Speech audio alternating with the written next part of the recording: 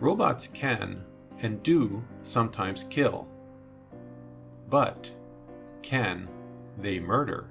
Kill all humans. Must kill all humans. Bender, wake up! I was having the most wonderful dream. If you grew up in the US, you've probably seen at least one episode of The Jetsons, a cartoon from the 1960s depicting a 21st century futuristic society with push-button meals, floating cities, and a robot named Rosie. In one episode, George Jetson fixes the fried memory chips of a robot called Roboto, and earns himself a raise and a day off. He takes the faulty part home to show his family, and his robot maid, Rosie, accidentally eats it, mistaking it for candy.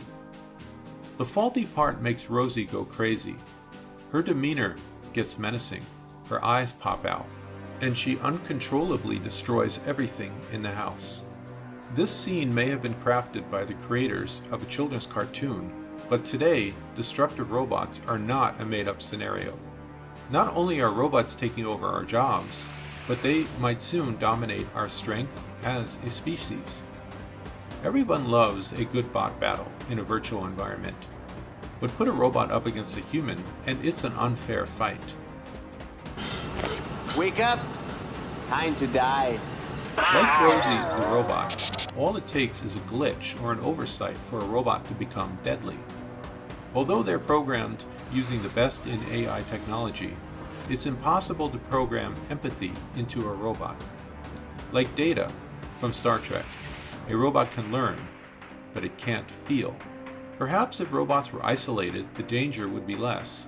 However, these robots often work alongside humans in factories, and they have caused many injuries and deaths. In 1981, a motorcycle factory worker named Kenji Urata was killed by an AI robot working nearby. For some reason, the robot identified him as a threat and pushed him into a machine.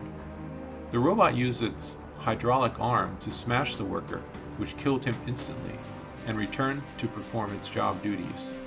In 2015, a 22-year-old man working at a Volkswagen plant in Germany was killed by the robot he was assembling. He was putting together the robot that grabs and assembles various automobile parts when the robot grabbed him and slammed him up against a metal plate. The man died from his injuries. When a robot kills, who can be held accountable? Is it considered murder? Is it reckless homicide?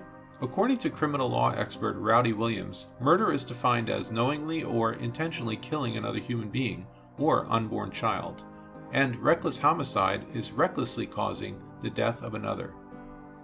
If the consequences of murder include life in prison, fines, and even the death penalty,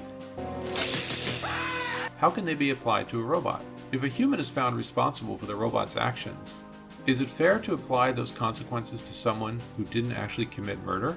What happens if someone decides to use AI technology to program robots to kill?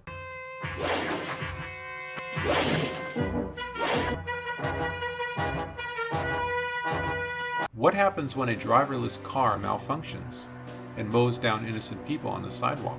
In his book, When Robots Kill, law professor Gabriel Halevi discusses the criminal liability of using AI entities in commercial, industrial, military, medical, and personal spheres. The most important question Halevi explores is whether criminal liability and criminal punishment are applicable to machines.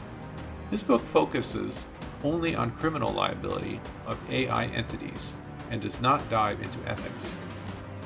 Perhaps Halevi's work will create the foundation for another conversation to consider the ethics involved in AI entities. It's a complex matter, and there's no clear answer yet, but perhaps we'll find an answer before the next deadly incident. Thanks so much for hanging out today. My name is Dave. If you had fun or learned something, please hit the like and subscribe button. It seems like a small thing, but it really helps the channel. Thanks so much, and see you next time.